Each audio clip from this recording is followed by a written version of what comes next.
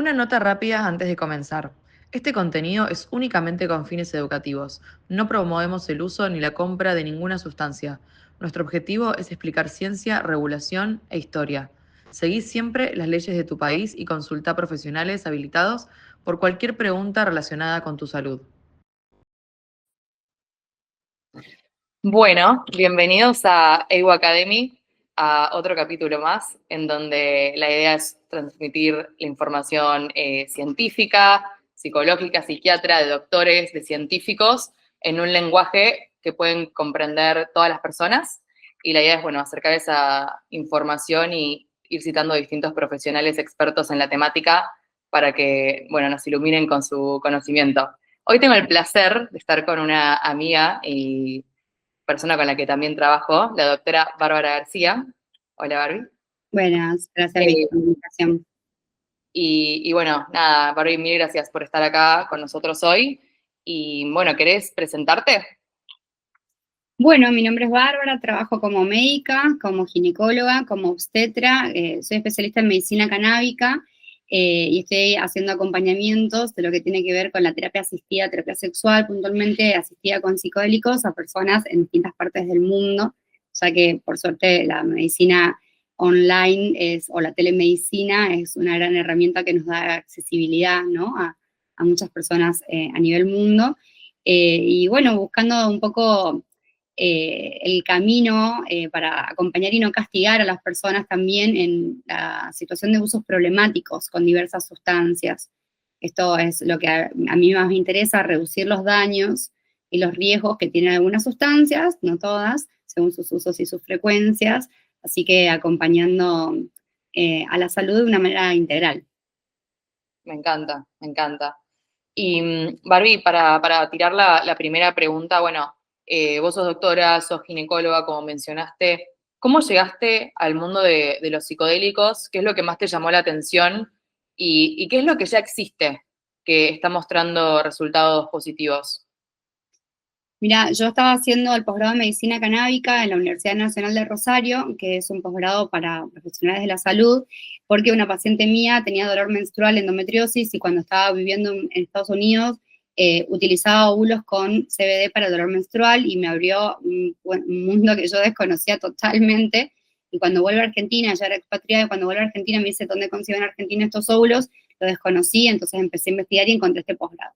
Y en el posgrado de medicina canábica hubo una clase de plantas sagradas. Claro. En esa clase de plantas sagradas me presentaron lo que era el DMT, que es el compuesto psicoactivo que está en la ayahuasca. Yo había escuchado muchas veces nombrar la ayahuasca, yo soy tucumana, soy del norte de Argentina, muy cerquita de Bolivia, entonces tenía esa información del norte, de los países limítrofes, y también nos presentaron el DMO, que era derivado de una sustancia que está en un sapo, y nos presentaron a los hongos psilocibínicos y a otros psicodélicos como la mescalina. Bueno, en Tucumán se usa mucho el té de Pedro, entonces fue ahí como decir, ok, si bien la cannabis para mí servía o sirve para acompañar en lo que tiene que ver con dolor, procesos de conciliación del sueño, entre muchas otras grandes cosas que hay, o epilepsia refractaria al tratamiento, también aparecían, ¿no? Como estas sustancias naturales con un uso ancestral en la medicina nueva, entre comillas, o contemporánea, donde trataban de, no sé, hacer una intersección.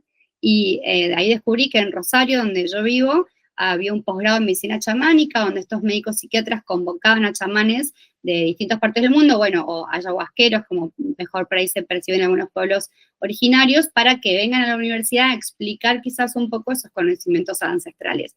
Entonces, a partir de ese posgrado se me iluminó la mente y empecé a ver qué pasaba con el acompañamiento psicodélico con medicina natural en lo que tenía que ver con la salud sexual y ginecológica.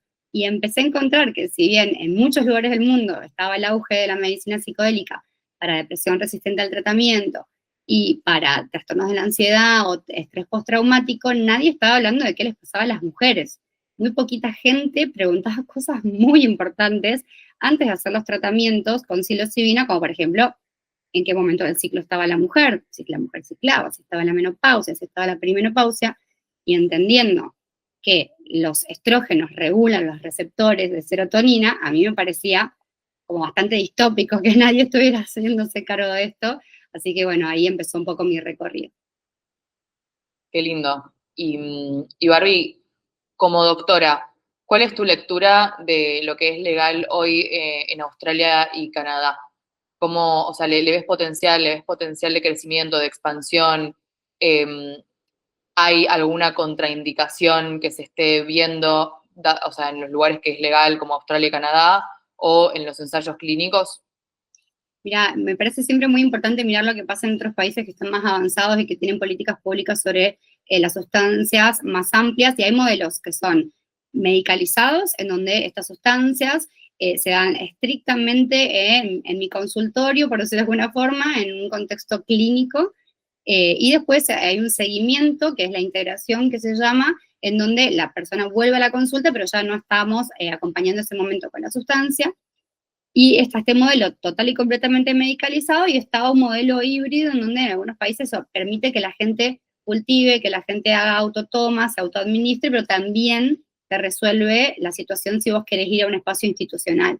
Yo siento que sería muy respetuoso, en Latinoamérica sobre todo, que no hay ninguna legislación sobre nada en relación a esto todavía muy fuerte, si bien hay mucha voluntad, todavía no hay una ejecución, tratar de hacer modelos híbridos para sobre todo respetar que nosotros en América, en toda América, tenemos pueblos originarios que han utilizado estas sustancias de manera ancestral, y que no quede tapado, ¿no? Como ese uso que no es recreativo, pero no es medicalizado estrictamente, ¿no? Como nosotros en medicina decimos el chamanismo como la persona que es intrusa y que hace cosas de la medicina que no son de la medicina, pero bueno, ahora vamos a tener que resignificarlo, porque el chamán tiene sus propias herramientas y tiene muchísimas sabidurías, o la persona guía que utiliza de manera ancestral psicodélicos, que la medicina contemporánea debería de escuchar. Entonces, para mí, el modelo sería lo mejor, idealmente, un modelo híbrido que ponga en valor, ¿no? Esas dos veredas, por decirlo de alguna forma, y las haga dialogar.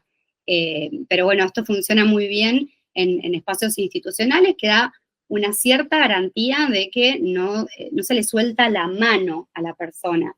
Yo creo que cuando la sustancia sale a la sociedad y no hay un acompañamiento terapéutico y le soltamos la mano a la persona, es ahí donde la persona con sus pocas herramientas puede llegar a entrar en un consumo problemático, ¿sí? Claro. No, no Que es a diferencia del modelo farmacéutico clásico, en donde la droga en el ensayo clínico por ahí corre sola, lo que vos proponés para el futuro es que, bueno, que la droga no se separe de la terapia, del día de la toma, pero sobre todo también de la parte posterior, que es lo que llamamos integración, que es lo que también charlábamos en el capítulo anterior de Ivo Academy con Chris Denson, que él hace mucho hincapié en, o sea, lo importante que es la integración. Hoy en día, en los modelos de los países que son legales clínicos, por ejemplo, en Australia y en Canadá, ¿se usa la integración? Se usa la integración, incluso también Oregon, que es un estado de Estados Unidos, tiene un modelo muy interesante en donde hay personas que cultivan, ¿no? O industrias que sintetizan la psilocibina, que tienen que tener certificaciones estrictas, le proveen al sanatorio, a la clínica, al consultorio médico, el paciente va con un facilitador que es un facilitador que ha pasado por una estandarización de tratamientos y ha rendido exámenes, ¿no? Como para facilitar, se hace una sesión de claro, o sea, como que están todos estandarizados en términos de cómo va a ser este seguimiento. No me gusta decir la palabra protocolo estrictamente porque siento que cada persona va a tener una necesidad distinta, y sobre todo si son mujeres y ciclan. Entonces, se hace una sesión de preparación donde yo hago la historia clínica, el profesional hace la historia clínica, conoce bien cuáles son las necesidades y los objetivos terapéuticos, lo que se busca reducir, lo que se busca aumentar con la psilocibina.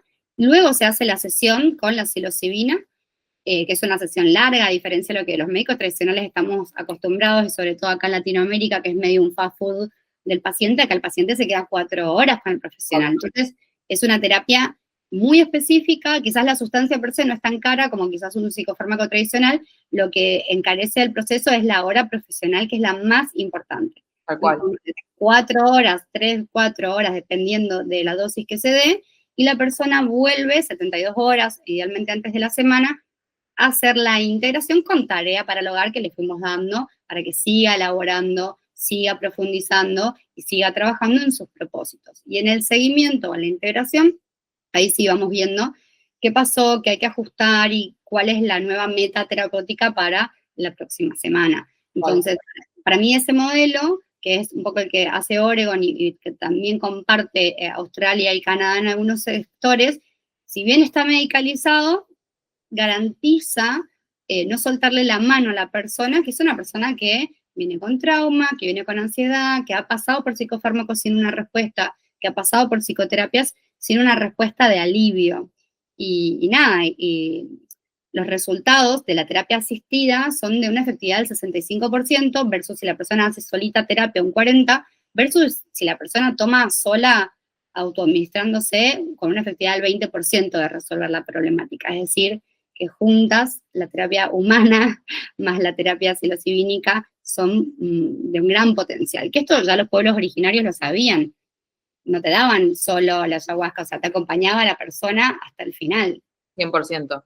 Me parece muy importante todo eso que traes como de, uno, el modelo híbrido, dos, hablar de estos números, de cómo, bueno, ese 65% y qué pasa si tomamos un antidepresivo normal, el acompañamiento, el tiempo del profesional con la persona y que puede encarecer el tratamiento, pero bueno, en el fondo es un tratamiento que se hace 1 o 2 veces al año, corregime. Depende del modelo y depende de la dosificación. Por ejemplo, vos podés hacer una microdosificación y también depende de la patología.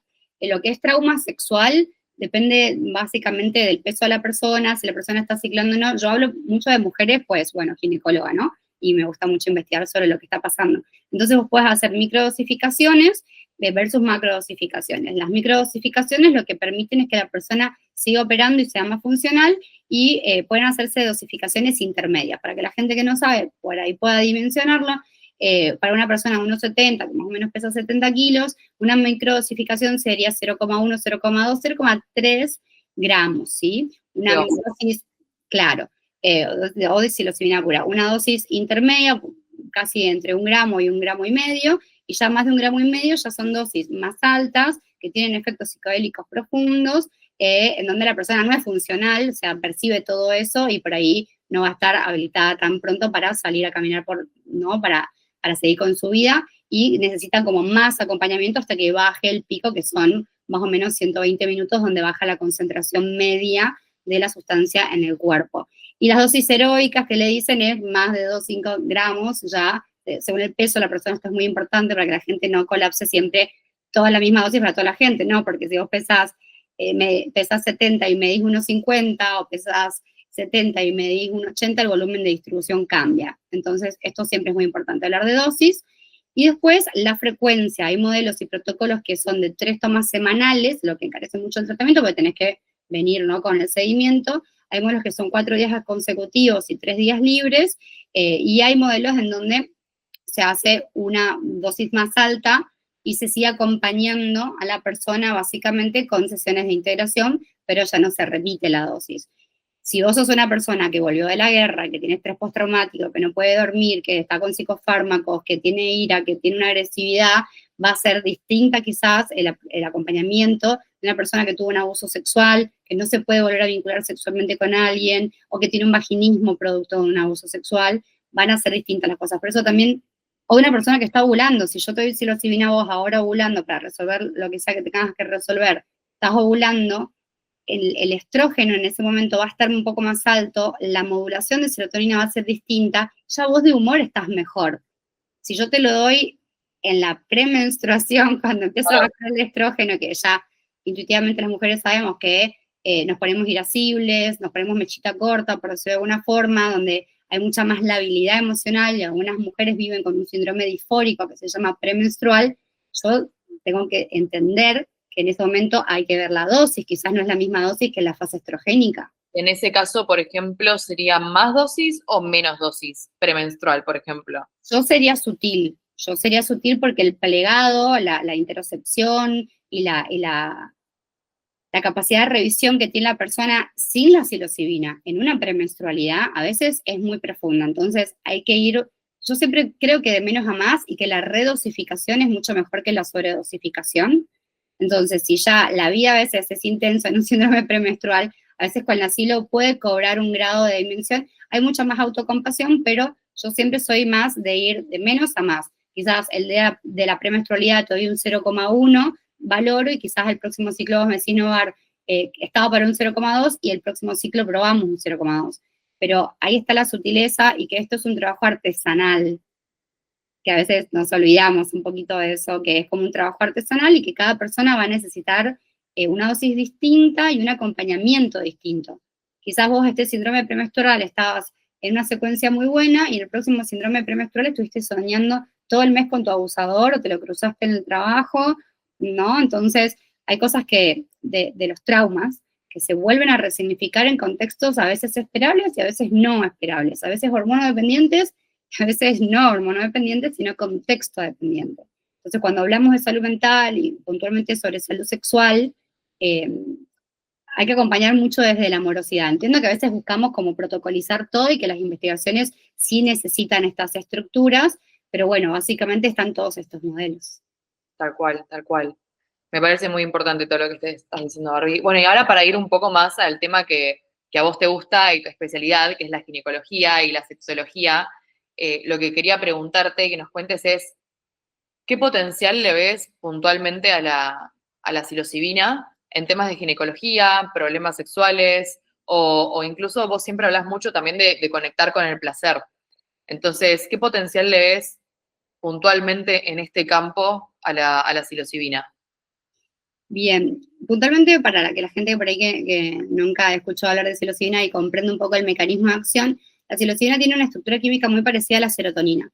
Entonces lo que hace es ir a agonizar, es decir, a estimular o a simular que es serotonina endógena, un receptor puntual que es el receptor de la serotonina, y a su vez también estimula otro receptor que lo que hace es aumentar la neurogénesis o la arborización dendrítica, es decir, la interconectividad de las neuronas. Entonces, desde ese lugar, no solo la serotonina, por decirlo de alguna forma, haciendo un gran reduccionismo para que la gente entienda, mejora el humor, por decirlo de alguna forma, da sensación de autocompasión, baja la rumiación de la persona, ¿no? Eso es algo muy importante para nosotros.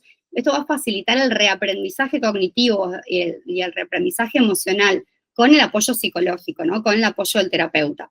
Por un lado, te va a dar mucha sensación de autocompasión y liviandad en poder volver a exponerte a una situación, en este caso sexual, pero por el otro lado, este factor que estimula, que aumenta la arborización, te va a dar algo que es muy importante, que es una flexibilidad cognitiva, ¿sí? Cuando hay una rigidez cognitiva, nosotros tenemos esta cognición acá atrapada y no podemos salir de esa cognición, que nos hace mal, que nos hace daño psicológico. Poder elaborar el trauma es romper esa rigidez y cambiar la conectividad cerebral. Y eso es muy importante para nosotros porque es clave en el proceso de la experiencia afectiva, es decir, cómo yo me relaciono con mi memoria, con mis recuerdos, porque una vez que eso se rompa o se reestructure, puede aparecer el deseo y potenciarse el placer, ¿sí? Entonces, para nosotros esto es muy importante y esto es algo que los antidepresivos, como los inhibidores de la recaptación de serotonina, que tienen un mecanismo de acción similar en algún punto a los psicodélicos, no han logrado, ¿sí? O sea, han logrado que la persona, por un lado, como que se siente arriba del problema, o sea, bajar toda esa carga emocional de la sensación, pero no han logrado que se sienten a hablar con la situación, ¿no? A como intentar resolver amorosamente el problema. No han logrado los antidepresivos tradicionales, la autocompasión, el plegado hacia adentro, el bajar, ¿no? Como las expectativas, el aceptar que el otro es el otro, que vos sos vos, y protegerte porque entendés que te querés ir mover del malestar al bienestar. No han logrado esa flexibilidad. Entonces, desde ese lugar, para mí es muy importante la utilización de psicodélicos porque facilitan el placer, entendiendo un poco esto que te contaba antes, ¿no? O sea, ayudaría a desbloquear situaciones sexuales de trauma y de ansiedad, ¿no? Como van a hacer que esas memorias traumáticas vinculadas a la sexualidad se puedan recodificar, por decirlo de alguna manera, en el espacio terapéutico. Va a disminuir la evitación, ¿no? Como a la persona cuando algo le duele mucho, el primer proceso del duelo es negarlo, porque emocionalmente me sobrepasa. Entonces, con la psilocibina lo ves y decís, bueno, me está pasando esto, entonces podría ser esto, podría ser lo otro. Te hace sentar a resolver el problema. No hace que evites la situación. Entonces, a veces, ese proceso, al principio, es un poco intenso. Entonces, es muy importante que ahí esté la mano humana del proceso terapéutico para ayudarte a ver, bueno, esto que me pasó no soy yo, esto que te pasó no sos vos, hoy tenemos otras herramientas, esto si te vuelve a pasar, todo ese pasaje al bienestar, me emociona un poco decirlo, se acelera bastante con esto. Y se Sí. acelera bastante con esto, y la persona no depende de la psilocibina. Eso es lo lindo y lo mágico. Robin Cajar Harris, que es un investigador, compara el escitalopram, que es un antidepresivo recaptador de la serotonina, con la psilocibina, ¿sí? Y Tommaso Barba, que es un investigador italiano, dice, bueno, ok, está esta comparación. A los 6 meses, la persona que tomaba escitalopram en la resonancia tiene el cerebro igual. A los 6 meses, la persona que tomó psilocibina tiene más conectividad cerebral. Ok, punto para la psilocibina, ¿sí? Pero ¿qué pasa con el deseo? ¿Qué pasa con el placer en la gente deprimida? ¿Qué pasa? Porque nunca le preguntamos al que toma el escitalopram. Tommaso va, le pregunta, y quien toma el escitalopram, lamentablemente uno de los grandes efectos adversos de los psicofármacos es la disminución del deseo sexual. Y lamentablemente, y más aún, los pacientes, el peor efecto adverso que refieren es que te quita la capacidad de llegar al orgasmo, porque te cambia tanto la neuroquímica cerebral que te dificulta la liberación de oxitocina cerebral.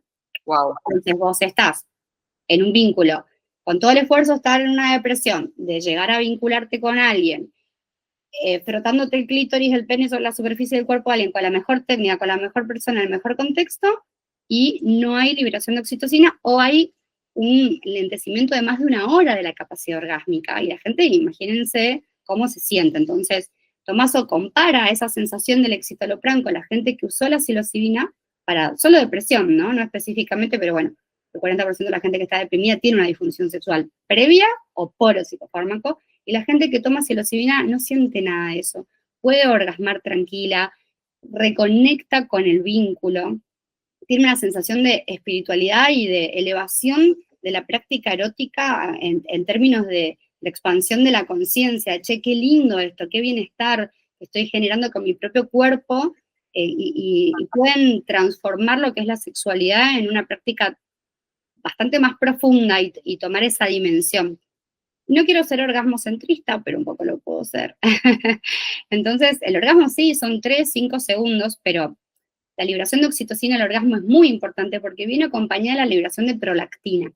Y la prolactina es la que te da la saciedad y decís, ay, qué bien que estuvo este encuentro con esta persona, y ese aumento de prolactina da bienestar también, da sensación de saciedad, por decirlo de alguna forma, ¿no? Entonces, esa hora, que es como una hora mágica posorgásmica, con la prolactina elevada, da una sensación muy linda que con los psicofármacos tradicionales no se puede alcanzar porque no liberaste oxitocina. Entonces, comparar estas dos terapéuticas es muy importante porque la psilocibina no me va a ir con efectos adversos sobre la respuesta sexual, me la va a potenciar. Eso ya para nosotros es un montón, porque tiene el costado del trauma, tiene el costado de la depresión y la ansiedad, pero tiene también esa mejoría específica en la respuesta sexual por todo esto que estoy contando. Así que desde ese lugar también la terapia sexual asistida con psicodélicos es muy importante, y en Londres hay una agrupación de mujeres investigadoras que se llama Hystélica, que están analizando eso también en terapia de parejas, ¿no? Ya se sabe que hay otra utilización de otros psicodélicos como el MDA para terapia de parejas en dosis muy puntuales, una dosis mensual y el seguimiento, y después de 3 meses listo, y las parejas refieren una mejoría, pero bueno, lo positivo que tiene la psilocibina comparado con el MDA es que la psilocibina no genera acostumbramiento y la psilocibina no va a generar una depresión química. Entonces, corremos el riesgo con la persona que utiliza MDA muy seguido que no llegue su cerebro a recuperar la serotonina suficiente. Desde este lugar, yo siento que la naturaleza es mucho más sabia que el humano en un laboratorio. Wow.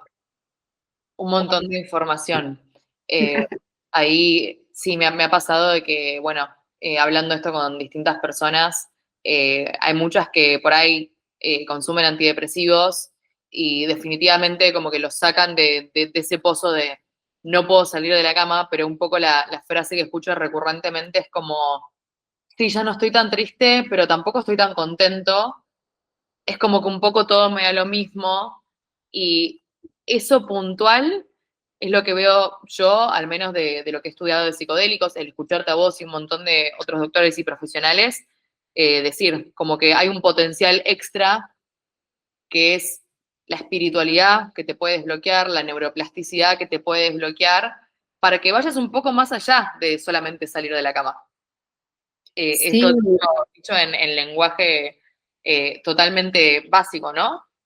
y la sensación de plegado hacia adentro para buscar un propósito. Y la sensación de agradecimiento. La sensación de conexión con... Eso ya sí como que no lo puedo explicar en términos científicos. Me parece muy interesante que muchas investigaciones cualitativas, quizás estas anteriores son cuantitativas, dato duro, resonancia, concentración de psilocibina en sangre, y las investigaciones cualitativas, que son muy importantes también, tratan de desmenuzar la experiencia psicodélica. Y la mayoría de las personas hablan de una sensación de unidad con la humanidad y de unidad con la naturaleza. La mayoría de las personas dicen que necesitan comer sano. Cuando uno está en una depresión, una ansiedad, o se desnutre o se malnutre, ¿no? McDonald's versus no comer nada, porque, bueno, la panza se cierra, hay mucha angustia, mucha tristeza, mucho dolor. Y cuando empieza el proceso terapéutico, quieren comer fruta, quieren comer ensalada, quieren nutrirse, las personas dejan de fumar, quieren hacer actividad física, quieren estar en el rayito del sol, valoran la naturaleza, ¿no? Como hay como una conexión con la naturaleza, que esa es la parte que a mí me resulta súper interesante en el cambio de paradigma de la vida, y la búsqueda de un propósito, ¿no? De decir, bueno, esto me hace bien, voy para allá, me gustaría ayudar al mundo en tal cosa, como un altruismo por el otro en esta sensación de unidad, que al menos los psicofármacos dan esto que vos traes, que aplacan el síntoma, pero no te dan un plegado hacia adentro para buscar cuál es tu camino hacia el bienestar. Yo creo que también hay que revisar en los estudios de la etnohistoria, que por ahí México es uno de los países que más estudios tiene y más recuperación histórica tiene de sus pueblos originarios y más utilización de psilocibina, como por ejemplo hay un documental en Netflix súper interesante de María Sabina, donde hay algo con la naturaleza, hay algo de volver a la naturaleza, de volver a la emocionalidad, de agarrarse la mano entre las personas, que te da la psilocibina bastante interesante y que se repite, ¿no? Pueblo tras pueblo, año tras año, y que lo trae la sustancia adentro, ¿no? Como esa parte espiritual me parece que es interesante y que es un bálsamo para la sociedad, que también hoy en día está buscando, ¿no? Como la calma, la paz, La empatía. sustancias, la empatía, sustancias sintéticas que te generan arriba, consumo, y que si la dejo me siento mal, versus sustancias naturales que encuentran las personas la calma, la espiritualidad, el ayudarse a uno mismo, el ayudar al otro. A mí, como un fenómeno filosófico y sociológico, me parece muy interesante. Y después, bueno, justo ahora en el Congreso de Medicina Psicodélica que asistimos juntas, la SciConf, que estaba Christopher Timmerman, es un chileno que trabaja en Londres, cuando le hacían el estudio a los chamanes cantaban, veían cómo se modificaban las ondas cerebrales a través del canto, y después hacen muchos ejercicios así como se hacen de registro, la emocionalidad, cómo se van sintiendo, también los hacen dibujar, y que, esto me parece muy loco, que todas las personas que dibujan cosas a través del DMT, y a veces algunos otros psicodélicos como la psilocibina, dibujan cosas parecidas. Wow. Eso sí me parece loco, ¿no? Como las luces, los colores, las imágenes de serpientes, las imágenes de tigres, de naturaleza, de seres que aparecen, como, ¿habrá algo en la sustancia que, ¿no? Como súper ancestral que viene con esa información? Me parece interesante y creo que en algún punto está bueno que no lo sepamos. Tal cual.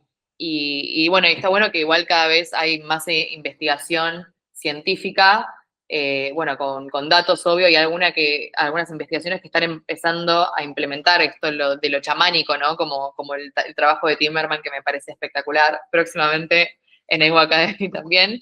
Eh, pero me parece realmente muy valioso todo lo que estás diciendo, sobre todo con tu perspectiva de doctora y con todo el estigma que hay, sobre todo cuando se habla de drogas eh, y sobre todo cuando se habla de sustancias alucinógenas. Eh, Nada, me parece como muy, muy valioso Y bueno, ya para ir cerrando, mi última pregunta por ahí es un poco más personal en cuanto a tu práctica. ¿Qué te gustaría ver a vos como doctora en los próximos 10 años? Wow. Siento que me gustaría que los profesionales de la salud no estigmaticen a la gente que utiliza sustancias de manera ritual, de manera recreativa y de manera problemática también. Que no estigmaticen más y que se pongan de la vereda de acompañar y no castigarles. Porque si estamos hablando de que tenemos miedo que las personas tengan usos problemáticos y que no las acompañamos, me parece algo preocupante. Yo trabajo con placer y sustancias. Son dos temas total y completamente tabúes y controversiales. Y a mí hay colegas que, obstetras, que me han dicho, te lo derivo a vos que te gustan los raritos por pacientes trans. Te lo derivo a vos que tenés todos los drogadictos, o sea, ¿no? Colegas profesionales de la salud que estigmatizan a las personas por su diversidad de prácticas sexuales, por su diversidad de orientación, por su incapacidad de poder controlar el uso de una sustancia o por sus ganas de explorar una salud mental mejor con un uso racional de una sustancia. Entonces, si me preguntás a mí, me encantaría que los profesionales tengan la escucha, el tiempo, las ganas, la dedicación, eh, de acompañar y no castigar, que es una decisión súper importante esta, porque no hay ninguna panacea, no hay ninguna sustancia que nos vaya a sacar de todo esto. Quienes nos vamos a sacar somos los humanos entre nosotros. Entonces, no romantizar, tampoco demonizar, buscar un equilibrio, pero no soltarnos la mano. Entonces, que el profesional de la salud, eso me gustaría que pase en 10 años, que el profesional de la salud entienda a la persona, la escuche, la derive oportunamente a un espacio en donde la pueden ayudar, que si está con un dolor y que la medicina tradicional no la ha podido acompañar, que le deriven para complementar con cannabis, por ejemplo, medicinal. Hoy en día me parece una mala praxis que haya una mujer con endometriosis en el mundo que no esté utilizando un aceite sublingual o un comprimido de cannabis o óvulos que ni siquiera se producen. Así como también me parece muy malo que una persona en Australia pueda acceder a un tratamiento de psilocibina y una persona en Argentina no. Entonces, como el cerebro no cambia, los receptores de serotonina son los mismos a nivel global. Entonces, que las políticas públicas también en 10 años puedan contemplar eso, que nosotros los médicos no tengamos que estar exponiéndonos todo el tiempo a hacer tratamientos off-label, porque si bien todo esto no está legitimado por las regulaciones en Latinoamérica, uno como profesional de la salud puede decir, bueno, está toda esta evidencia de Australia, está toda esta evidencia de Canadá, está toda esta evidencia de distintos estados de Estados Unidos, y yo acompaño a la persona, pero también eso a nosotros nos posiciona en un lugar de vulnerabilidad. Entonces, como profesionales de la salud también necesitamos políticas, porque que esté aprobado en Australia y que no esté aprobado acá es un error de cálculo político, básicamente, ¿no? Y que tiene que haber un interés de las políticas públicas de volver a revalorizar estos tratamientos que son ancestrales y que hoy, por suerte, la medicina contemporánea los recupera y los trata de poner a disposición y hacerlos accesibles para todas las personas. Así que bueno, en 10 años sueño eso, ¿no? Como acompañar sin castigo y no soltarnos la mano. Ni más ni menos. Definitivamente sí hay un tema ahí con el estigma, hay un tema con, bueno, ¿por qué en este país sí y en este otro país no? Si todavía hay un montón de información en la que nos tiene que dar y data y buenos, ¿por qué no al menos intentarlo en la persona que un tratamiento normal no le funciona? Y nada, trabajar. Sí, que los investigadores, esta es la última, sueño que los investigadores les pregunten a las mujeres antes de darles psilocibina, DMT, lo que impacten los receptores de serotonina, en qué momento del ciclo están, en serio, no es tan difícil, está la paciente ahí, solo le preguntan y va a ser un poco más eficiente su terapéutica si pueden ajustar las dosis en ese sentido. Eso me parece que es el principal sesgo que están teniendo todas las investigaciones, que si no lo preguntan, es re fácil de preguntar. Bien, bien. Bueno, Doc, agradecerte tu claridad, tu tiempo, gracias por abrirte tanto y por ser tan precisa, por saber explicar todo, para que lo pueda entender cualquier persona que vea este video. Creo que en este momento especial es muy importante que más personas como vos se animen a hablar y compartir esta experiencia científica y personal y de sus prácticas profesionales. Nada, agradecerte por estar acá y bueno. Nos vemos pronto. Gracias. Gracias a vos por brindarnos el espacio a los profesionales para que debatamos un poco de esta situación. Así que muchas gracias a vos y un beso para todas las personas que están por ahí. Hasta la próxima.